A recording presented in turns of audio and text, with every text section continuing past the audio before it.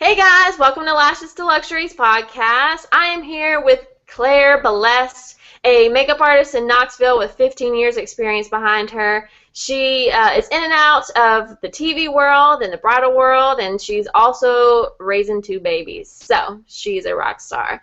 Hey Claire. Hi. All right, Claire, so I want you to tell us about your work. So how did you get into this industry? Uh, well, I guess I had just always loved makeup. I was always destroying my mom's makeup when I was, 3, 4, 5, and playing in it, and it just was a passion that became an actual job. So Awesome. my first official job in makeup, where it wasn't just playing, was for Victoria's Secret Beauty when they launched their first makeup line back when they didn't have makeup. And that was my first real makeup job. That's a pretty big job for a first job.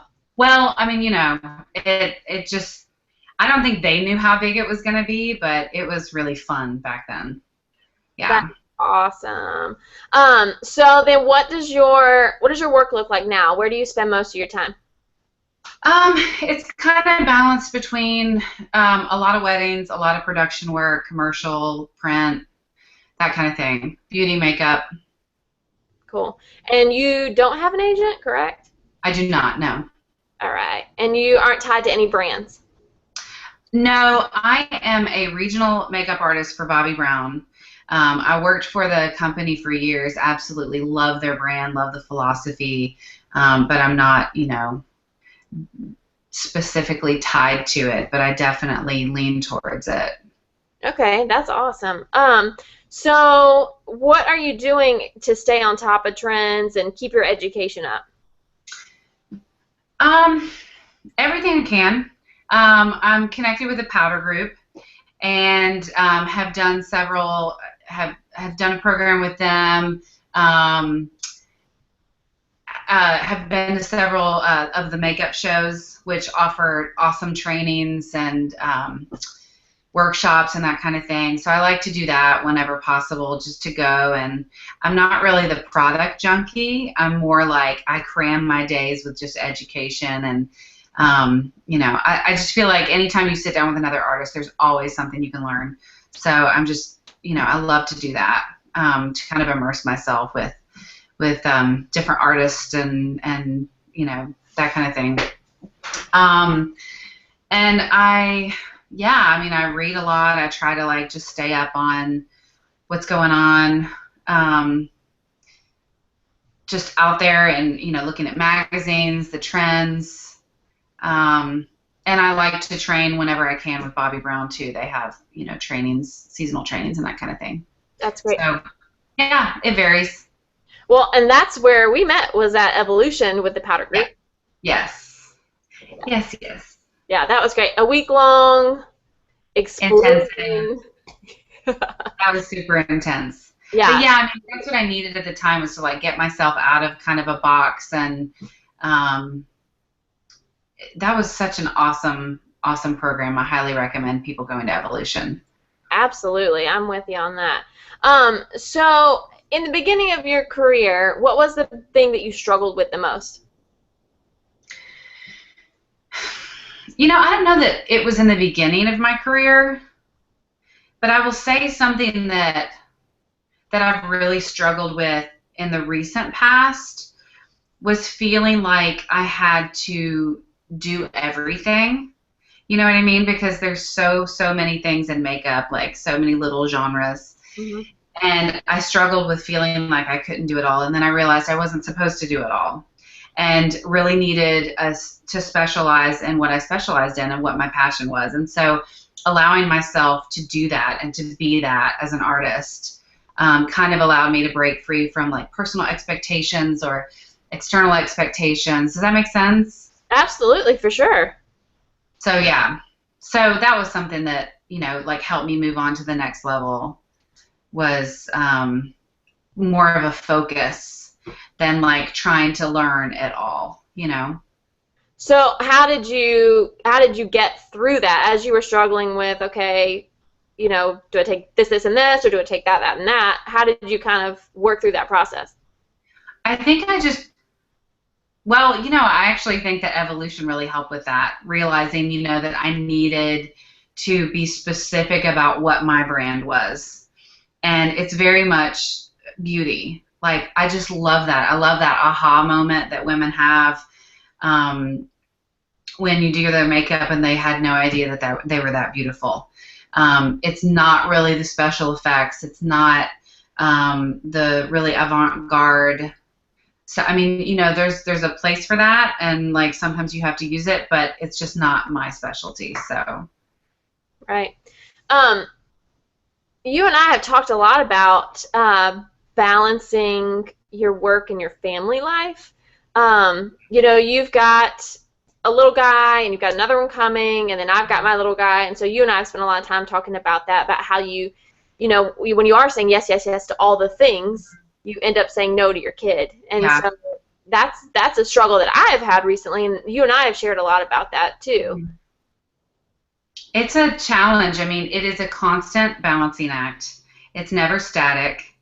I actually went to a class with Patty Dubroff, who I adore, and she said she has a daughter, and she said that you have to just be present. Like, if you choose to do a job, then be there 120%. Don't be like there and be on your phone and be, and if you don't, then don't look back. Like, you just, it's all about making specific choices and not being so scattered, which I think is the constant challenge, to stay present. But yeah, I mean, it's balancing home and work is, I think, a challenge in any career, but particularly when you're freelance and you can take as much work as you want or as little work as you want. There's never, the lines are blurred, the boundaries aren't clearly defined, and so you have to set whatever makes sense for your life. So, and that's a moving target, but yeah. Yeah. Well, tell me about a career highlight. Like, what's been one of those moments where you're like, yes? Oh gosh. A career highlight. It's funny, like, working with like high profile clients always seems like it would be really, really amazing. And I mean, it can be, but they're used to looking, for the most part, models are used to looking fabulous, and there's no like surprise moment for them. I truly, truly love like the aha moment when just an average everyday client who I get to work with in whatever capacity looks in the mirror and just, you know that she's never seen herself look that way, and she doesn't see herself. And so when you can take somebody to that place and show them that they are beautiful, and that there's just a few tricks to enhancing that, is absolutely the most important part of our job. It's not about making gorgeous models more gorgeous. That's so easy. But so that's really, I don't know if that's a cliche, but that's really my favorite part of my job. I agree with you, because when people ask all the time, like, ooh, what celebrities have you done? I'm like, right. This person, this person.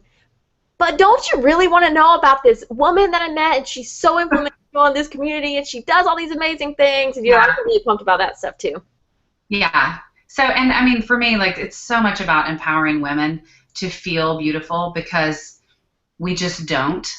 So many of them just don't, and they either don't allow themselves to, or they don't feel like they are, or they feel, as as I often say, like, I feel like I look as tired as I am. And I just think that wears you down over the years. And so to give somebody those tools and techniques to be able to feel fresh and pretty is just, like, definitely a career highlight. Good. So besides making just normal people feel awesome, you do spend a lot of time in the world of network TV. So can you tell us a little bit about like how that happened, like how you transitioned into that world? Um, Stay in the course, like I started out at counters, and I know a lot of people just want to jump right into television or commercial work or whatever. And I'm sure sometimes that happened, but it didn't happen for me. And, you have to stay somewhere long enough for your name to be passed around. And because that's so how it is in that business. And just eventually, you keep doing the next right thing and contacting. I think contacted a lot of people who production coordinators, people who were casting and that kind of thing. And eventually it just took. But I mean, it took years before, I was called. But during that time, I think it's so important for people to realize, like, you don't just bust in. It's not an overnight. All of a sudden, I'm doing makeup, on a television set. I spent years touching so many faces a day.